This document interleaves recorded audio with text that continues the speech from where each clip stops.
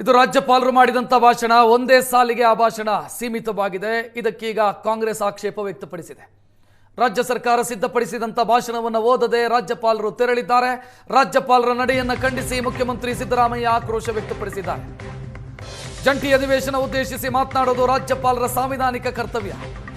ಸರ್ಕಾರ ಬರೆದ ಭಾಷಣವನ್ನು ರಾಜ್ಯಪಾಲರು ಓದಿಲ್ಲ, ಗವರ್ನರೇ ಅವರೇ ಬರೆದ ಭಾಷಣವನ್ನು ಓದಿ ಹೋಗಿದ್ದಾರೆ. ಇವತ್ತಿನ ರಾಜ್ಯಪಾಲರ ನಡೆ ಸಂವಿಧಾನದ ಸ್ಪಷ್ಟ ಉಲ್ಲಂಘನೆ. ಆರ್ಟಿಕಲ್ 176 ಮತ್ತು 163 ಅನ್ವಯ ಅವರು ಭಾಷಣ ಮಾಡಬೇಕಿತ್ತು. ಅವರಾಗೆ ತಯಾರಿಸಿದಂತ ಭಾಷಣವನ್ನು ಓದೋದಕ್ಕೆ ಅವಕಾಶ ಇಲ್ಲ. ಗವರ್ನರ್ ಸಂವಿಧಾನದ ನಿಯಮಗಳನ್ನು ಉಲ್ಲಂಘಿಸಿದ್ದಾರೆ ಅಂತ ಸಿಎಂ ಆಕ್ರೋಶ ವ್ಯಕ್ತಪಡಿಸಿದ್ದಾರೆ. ಈ ವರ್ಷದ ಆರಂಭದಲ್ಲಿ ಜಂಟಿ ಅಧಿವೇಶನ ಸೇರಿದಾಗ ಮತ್ತು ಹೊಸ ಸರ್ಕಾರ ಬಂದಾಗ ಜಂಟಿ ಅಧಿವೇಶನ ಉದ್ದೇಶಿಸಿ ಭಾಷಣ ಮಾಡ್ತಕ್ಕಂಥದ್ದು ಸಂವಿಧಾನದ ರೀತಿಯ ರಾಜ್ಯಪಾಲರ ಕರ್ತವ್ಯ. ಆರ್ಟಿಕಲ್ 176, 163 ಬಹಳ ಸ್ಪಷ್ಟವಾಗಿ ಹೇಳ್ತದೆ, ರಾಜ್ಯಪಾಲರು ಅವರು ತಯಾರು ಮಾಡಿದಂಥ ಭಾಷಣವನ್ನು ಓದಾಗಿಲ್ಲ. ಕ್ಯಾಬಿನೆಟ್ ಏನು ಪ್ರಿಪೇರ್ ಮಾಡಿಕೊಡ್ತದೆ, ಸರ್ಕಾರದ ಸಚಿವ ಸಂಪುಟ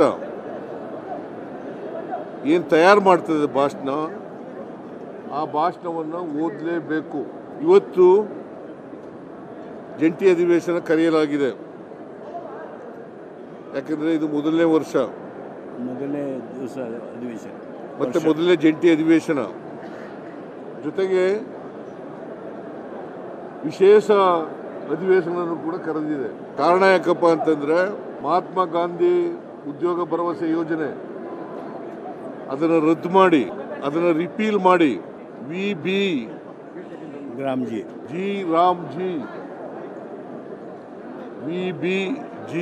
ರಾಮ್ಜಿ ಕಾಯ್ದೆಯನ್ನು ಹೊಸದಾಗಿ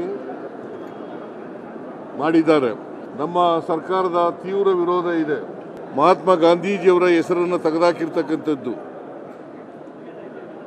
ಎರಡನೇದು, 20 ವರ್ಷಗಳ ಹಿಂದೆ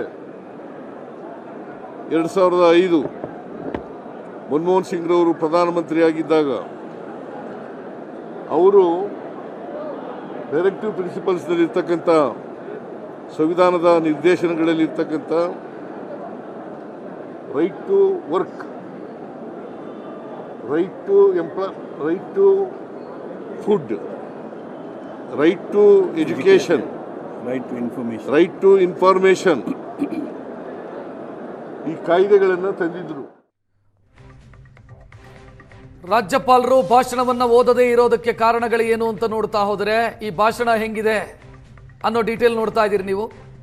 ರಾಜ್ಯ ಸರ್ಕಾರ ಸಿದ್ಧಪಡಿಸಿರುವಂಥ ಭಾಷಣ. ವಿಬಿಜಿ ರಾಮ್ಜಿ ಯೋಜನೆ ಕೂಲಿ ಕಾರ್ಮಿಕರ ನಿರುದ್ಯೋಗದ ಭತ್ಯೆಯ ಹಕ್ಕನ್ನು ಕಸಿದುಕೊಂಡಿದೆ. ಭಾರತೀಯ ಗ್ರಾಮೀಣ ಬದುಕನ್ನು ದುರ್ಬಲಗೊಳಿಸ್ತಾ ಇದೆ.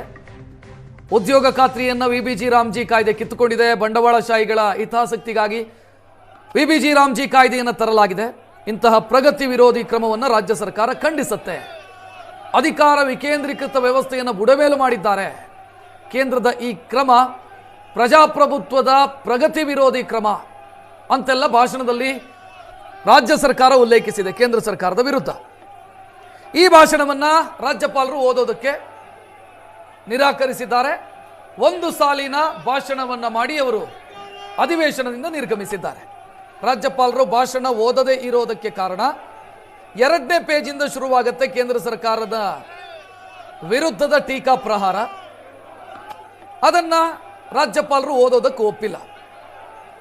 ಏನೇನು ಅಂಶಗಳಿದಾವೆ ಅನ್ನೋದನ್ನು ನೀವು ನೋಡ್ತಾ ಇದ್ದೀರಿ ಸ್ಕ್ರೀನ್ನ ಮೇಲೆ. ಕ್ಯಾಬಿನೆಟ್ ಸಿದ್ಧಪಡಿಸಿರುವಂತ ಭಾಷಣ ಇದು. ಇದನ್ನ ರಾಜ್ಯಪಾಲರು ಓದಬೇಕಿತ್ತು, ರಾಜ್ಯಪಾಲರು ಅದನ್ನು ಓದಿಲ್ಲ. ರಾಜ್ಯಪಾಲರು ಓದಿಲ್ಲ ಅನ್ನೋದಕ್ಕೆ ಆ ಕಡೆಯಿಂದ ಬರ್ತಾ ಇರುವಂತ ಸಮರ್ಥನೆ, ಕೇಂದ್ರ ಸರ್ಕಾರದ ವಿರುದ್ಧದ ಟೀಕೆ ಅಥವಾ VBG ರಾಮ್ಜಿಗೆ ರಾಷ್ಟ್ರಪತಿಗಳು ಅಂಕಿತ ಹಾಕಿದ್ದಾರೆ. ರಾಷ್ಟ್ರಪತಿಗಳು ಅಂಕಿತ ಹಾಕಿರುವಂತ ಆಕ್ಟಿಗೆ ರಾಜ್ಯಪಾಲರಾಗಿ ನಾನು ಅದನ್ನ ವಿರೋಧಿಸೋದು ಸರಿಯಲ್ಲ ಅನ್ನೋದು ಸಮರ್ಥನೆ ಆ ಕಡೆಯಿಂದ. ಈ ಕಡೆಯಿಂದ ರಾಜ್ಯ ಸರ್ಕಾರ ಸಿದ್ಧಪಡಿಸಿರುವಂತ ಭಾಷಣವನ್ನು ಓದಬೇಕಾಗಿರೋದು ಸಾಂವಿಧಾನಿಕ ಜವಾಬ್ದಾರಿ ರಾಜ್ಯಪಾಲರದು ಅನ್ನೋದು ಕಾಂಗ್ರೆಸ್ ನಾಯಕರ ಪ್ರತಿವಾದ ಇರೋದು. ಯಾಕೆ ಓದಿಲ್ಲ ಅನ್ನೋದಕ್ಕೆ ಕಾರಣ ಈ ಅಂಶಗಳು ಭಾಷಣದಲ್ಲಿ ಇಲ್ಲ.